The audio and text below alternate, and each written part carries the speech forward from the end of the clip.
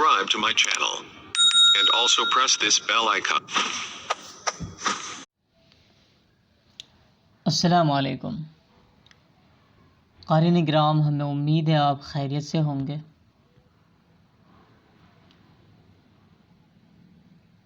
تو آج کے سبق ہم شروع کرتے ہیں۔ پہلا سوال ہے، نظم کھیتی کے تخلیقار کون ہے؟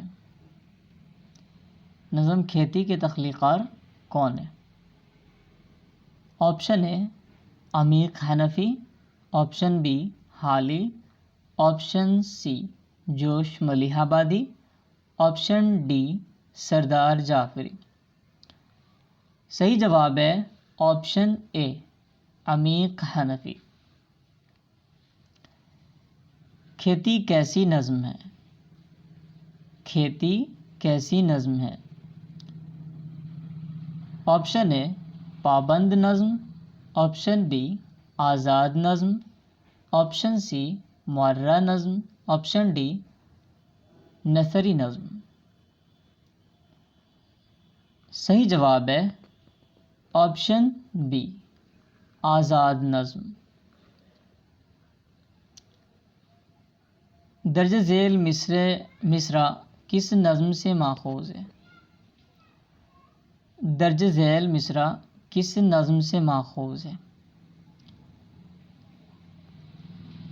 ہم بالآخر اس کے لقمے، ہم بالآخر اس کی فصل، ہم بالآخر اس کے لقمے، ہم بالآخر اس کی فصل۔ آپشن اے کھیتی، آپشن بی برق کلیسا، آپشن سی میرا سفر، آپشن ڈی ہم نہیں جانتے۔ صحیح جواب ہے آپشن اے کھیتی۔ اب ہم نظم کا درس نمبر 4 پڑھیں گے۔ اس میں سبق کا نام ہے برق کلیسا۔ یہ اس کے لکھنے والے ہیں اکبر الہ آبادی۔ تو اس کا پہلا سوال ہے، نظم برق کلیسا کے شاعر کون ہیں؟ نظم برق کلیسا کے شاعر کون ہیں؟ آپشن اے علی سردار جعفری، آپشن بی ظفر کمالی، آپشن سی اکبر الہ آبادی، آپشن ڈی مجاز۔ صحیح جواب ہے آپشن بی ظفر کمالی۔ برق کلیسا کیسی نظم ہے؟ برق کلیسا کیسی نظم ہے؟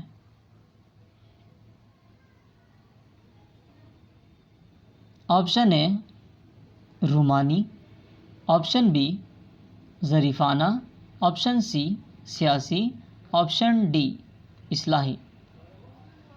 صحیح جواب ہے آپشن بی ظریفانہ۔ آپ یہاں بھی دیکھ سکتے ہیں۔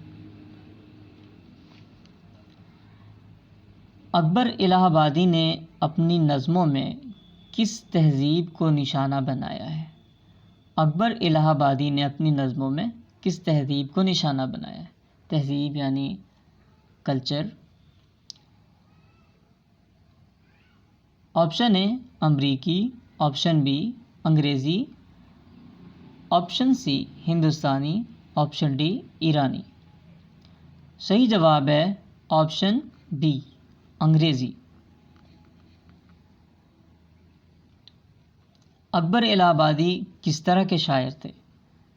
اکبر الہ آبادی کس طرح کے شاعر تھے؟ آپشن اے ظریفانہ شاعر، آپشن بی مرثیہ گو، آپشن سی مثنوی نگار، آپشن ڈی قصیدہ نگار۔ صحیح جواب ہے آپشن اے ظریفانہ شاعر۔ تو آج کا سبق ہم یہیں پہ مکمل کرتے ہیں۔ جزاکم اللہ، والسلام علیکم۔